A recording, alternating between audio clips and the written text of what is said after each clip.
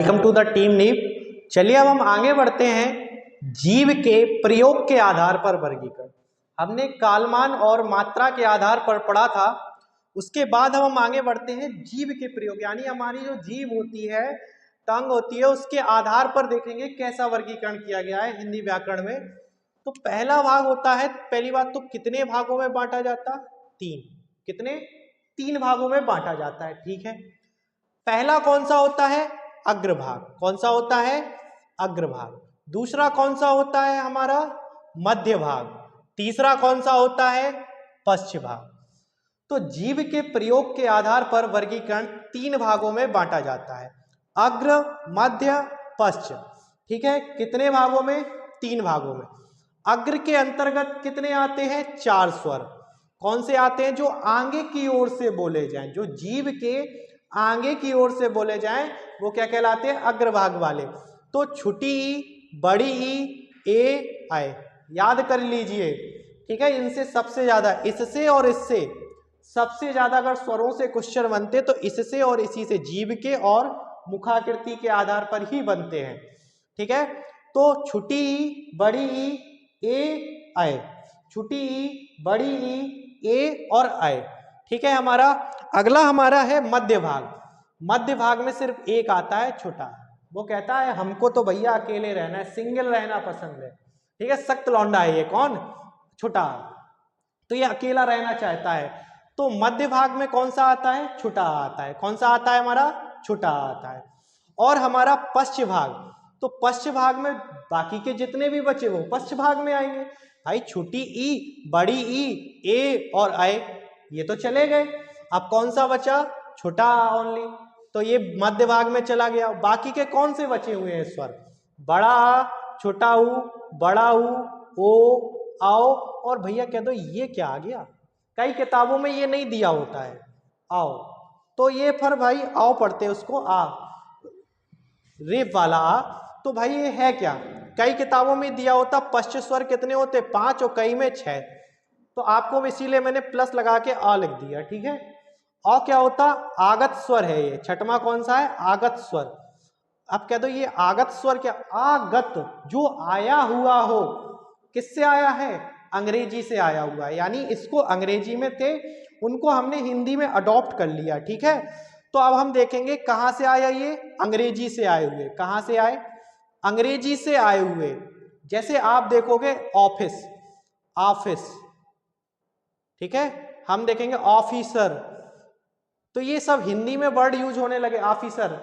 ठीक है, क्या होने लगे? हिंदी में यूज होने लगे, इसीलिए इनको क्या कहते हैं? आए हुए, आगत स्वर कहते हैं। अब हम वेरी वेरी मोस्ट 5 स्टार, ये समझ लीजिए, मुखाकृति के आधार पर वर्गीकरण देखेंगे। किसका? स्वरों का।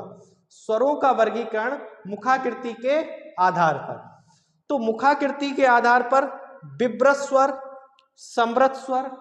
ठीक है, किस किस में बांटा गया? विव्रत, समृत, अर्धविव्रत, अर्धसमृत, विव्रत, समृत, अर्धविव्रत, अर्धसमृत। ठीक है, फिर से याद करो, विव्रत कितने भागों में? 4। विव्रत, समृत, अर्धविव्रत, अर्धसमृत। चलिए हम विव्रत को देखते हैं। इसको ना निम्न स्वर भी कहते हैं। ये बेटा जो आपका सीटेट का एग्जाम होता है उसमें पूछा गया था, विव्रत को निम्न, किताबों में नहीं है। पीवाईक्यूज देखोगे तभी समझ आएगा। तो विव्रत का मतलब होता है मुख पूरा खुला हुआ। विव्रत का मतलब क्या होता है? मुख पूरा खुला हुआ। तो इसमें सिर्फ एक आता है, वो है बड़ा आ। इसमें सिर्फ एक आता, वो कौन सा है? बड़ा आ। तो विव्रत मतलब निम्न स्वर। निम्न स्वर यानी मुख पूरा खुला हुआ होता है। इसमें कौन सा आता? अकेला बड़ा आता। कौन सा आता है? बड़ा आता है। अगला देखते हैं समृत स्वर। इसको कहते हैं ऊंचा स्वर। क्या कहते हैं इसको? ऊंचा स्वर कहते हैं। क्या कहते हैं इसको? ऊंचा स्वर। मुख लगभग बंद होता है इसको बोलने में। मुख जो है बोल, जैसे बड़ा बोलो, बड़ा आ, तो देखो मुख पूरा खुल जाता हमारा। तो ये पूरा खुला हुआ। समृद्ध होता मुख लगभग बंद होता है, पूरा बंद नहीं होता। पूरा बंद हो जाएगा तो भैया शब्द ही कैसे निकलेगा? कोई पूरा बंद हो जाएगा तो गूंगे नहीं हो जाओगे। तो पूरा बंद नहीं, वो लगभग बंद जैसा ही होता है। जैसे छोटी ई बोल के देखो, बड़ी ई, तो बंद सा ही रहता है एक तरीके से मुंह। छोटा ऊ, बड़ा ऊ, देखो इसमें और इसमें बड़ी कंफ्यूजन होती है, तो समृद्ध याद रख लो, ई ई उ उ, ई ई उ उ, ये आपके हो गए समृद्ध। फिर से कितने होते हैं समृद्ध? 4। छोटी ई, बड़ी ई, छोटा ऊ, बड़ा ऊ, छोटी ई, बड़ी ई, छोटा ऊ, बड़ा ऊ। और अग्र स्वर कौन से थे? छोटी ई, बड़ी ई, ए आए, छोटी ई, बड़ी ई, ए आए। और हमारे समृद्ध कौन से हैं? छोटी ई, बड़ी ई, छोटा ऊ, बड़ा ऊ। ठीक है। अर्ध विवृत ये भी आया हुआ है। मुख आधा खुला होता, मुख जो है आधा खुला होता, विवृत में मुख पूरा खुला होता, अर्ध विवृत में मुख आधा खुला होता है। यानी विवृत से तो थोड़ा कम होता, क्योंकि विवृत में तो पूरा मुख खुला हुआ है, और अर्ध समृद्ध से अधिक होता है, क्योंकि अर्ध समृद्ध में थोड़ा सा खुला होता ज्यादा। किससे? समृद्ध में लगभग बंद होता, इसमें समृद्ध से थोड़ा ज्यादा खुला होता। आगे बताएंगे, ये चीज याद रख लो, ये आया था कोटेशन में, आपका जो टीईटी का एग्जाम होता उसमें पूछा गया था ये, और यूपीएसआई में भी आया है। यूपीएसआई 2017 का जो सेट देखोगे उसमें भी आया हुआ है ये। तो विवृत स्वर, विवृत से कम, अर्ध समृद्ध से अधिक, विवृत से कम, अर्ध समृद्ध से अधिक। ठीक है, इतना याद रखना है। यानी अर्ध विवृत क्या होता है? मुख आधा खुला होना। अर्ध विवृत क्या 2-4 बार पढ़ोगे आ जाएगा। मुख आधा खुला होना अर्ध विवृत, विवृत से कम, अर्ध समृद्ध से अधिक। कौन कौन से होते? छोटा, ये स्टाल लगा लो, यही आता है सबसे ज्यादा। छोटा, आए, आओ, और आगत वाला, ऑफिस वाला आगत, ऐसे याद रख लो, ऑफिस वाला। ठीक है, छोटा, आए, आओ, छोटा, आए, आओ। ठीक है, कौन कौन से? 3, ये तो बिल्कुल रटी लो। ठीक है, छोटा, आए और आओ। अब देखते हैं अर्ध विवृत। समृद्ध से थोड़ा ज्यादा खुला होना, समृद्ध में मुख कैसा था? लगभग बंद था, उससे थोड़ा सा ज्यादा खुला होना। समृद्ध से थोड़ा ज्यादा मुंह खुला होता, वो कहलाते अर्ध समृद्ध। इसमें कौन से आते? ए ओ। कौन सा? ए और ओ। कौन कौन से आते अर्ध समृद्ध में? ए और ओ। बेटा ये काफी कठिन होते, बाद में भूल जाओगे आप लोग, सभी लोग।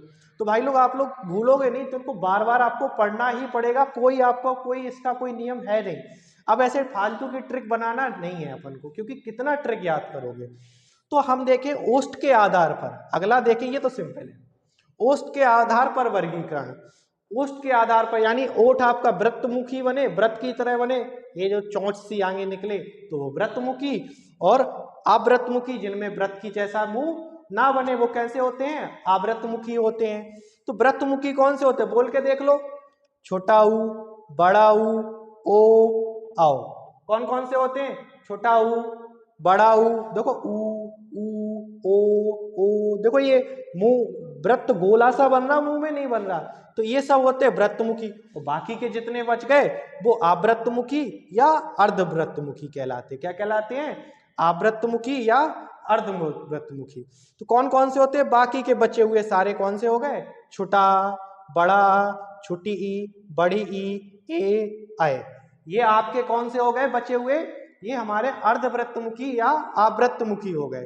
अब आगे हम देखेंगे, जिससे एक क्वेश्चन काफी आता, अभी जो जूनियर असिस्टेंट का एग्जाम हुआ था उसमें आया था। कौन सा? अनुनासिक, अनुस्वार, निर्नुनासिक। ये अंग की बिंदी, ये 2 होते हैं अयोग बाह्य। कौन से होते हैं? अंग और आहा। ठीक है, तो अंग कौन सा होता है? ये अंग वाला, वो छोटा बड़ा वाला अंग। तो नाक से अधिक और मुख से कम वायु निकले वो क्या कहलाते? अनुस्वार कहलाते। जिनमें नाक से अधिक और मुख से हमारी कम वायु निकले क्या कहलाते? अनुस्वार कहलाते। क्या कहलाते हैं? अनुस्वार कहलाते हैं। जिनमें नाक से अधिक, मुख से कम वायु निकले वो क्या कहलाते? अनुस्वार कहलाते। ये संस्कृत के होते हैं, यानी ये तत्सम होते हैं। ये मोस्टली तत्सम में यूज होते हैं। तद्भव तत्सम पढ़ाएंगे जब आगे, तो ये मोस्टली किसमें यूज होते हैं? ये संस्कृत में यूज होते हैं। जैसे दंत हो गया, अंक की बिंदी नहीं होती, दंत, दांत का, दांत तद्भव है तो उसका तत्सम क्या होगा? दंत। पंच हो गया है, चंद्र हो गया, तो अंग की बिंदी लगी हो वो क्या कहलाता? अनुस्वार कहलाता। विसर्ग, आपने ये विसर्ग ना संस्कृत में पढ़े होंगे। संस्कृत शब्दों में स्वर के बाद प्रयोग होते वो क्या कहलाते? विसर्ग। संस्कृत शब्दों में जो किसके बाद? स्वर के बाद प्रयोग हो, इनमें ना हा की ध्वनि निकलती है। जैसे प्रातः, हा, तो आ रहा नहीं आ रहा, प्रातः, अतः, तो हा की, यानी ये कौन से है, हा की ध्वनि निकलेगी। क्या निकलेगी इनसे, हा की ध्वनि निकलती है, हा। देखो अहा, अहा, अहा, तो हा की ध्वनि आ रही है नहीं आ रही है। अगला निर्नुनासिक, ये छोड़ देते हैं लोग। एक क्वेश्चन आया था आपका यूपी पुलिस कांस्टेबल का जो एग्जाम हुआ था 2018 में हुआ था शायद, मैं कंफर्म नहीं, पर उसमें ही आया था। निर्नुनासिक केवल मुख के से बोले जाने वाली ध्वनियां क्या कहलाती, क्वेश्चन आया था केवल मुख से बोले जाने वाली, सारे ऑप्शन थे, अनुनासिक, अनुस्वार, विसर्ग सब थे, तो केवल मुख से बोले जाने वाली ध्वनियां क्या कहलाती, निर्नुनासिक। इतना याद कर लो, जैसे इधर आओ उधर, तो सिर्फ मुख से हो रहे। बेटा इसमें और इसमें फर्क बताता हूं, इसमें नाक से कम, कम मतलब थोड़ा बहुत तो निकलती है, लेकिन इसमें सिर्फ मुख से ध्वनि निकलती है। इतना याद रखना, केवल केवल ओनली मुख से, आपके मुंह से निकलने वाली ध्वनियां निर्नुनासिक कहलाती हैं। ये बड़े ही मोस्ट है, ये समझ लो, बहुत ज्यादा क्वेश्चन। अब आपको एक एक चीज याद रख लेना, अनुस्वार लिख लेना नोट लगा के। अनुस्वार पूर्ण अनुनासिक ध्वनियां हैं, अनुस्वार पूर्ण अनुनासिक ध्वनियां हैं, ठीक है। अनुस्वार भी कैसी ध्वनियां हैं, पूर्ण अनुनासिक ध्वनियां हैं। ये सही गलत में आया था, मत भी करो तो चल जाएगा, अलग से नोट करके लिख लेना। तो अगर ये वीडियो, ये प्लेलिस्ट पसंद आ रही हो तो टीम नीप के चैनल को सब्सक्राइब जरूर करना है, लाइक शेयर, और अच्छे से देखो, कोई बकवास नहीं कर रहे हैं, सिर्फ टॉपिक कंप्लीट करते जा रहे हैं। 10-10, 15, 20-20 मिनट के ही हमारे वीडियोस हो रहे हैं, इसमें कितना ज्यादा। अब हमारे स्वर खत्म हो चुके हैं, अब कल से हम पढ़ेंगे व्यंजन। तो चैनल को सब्सक्राइब करके रखो, बेल आइकन को दबा के रखो, जिससे आपको आगे के वीडियो मिलते रहें। धन्यवाद।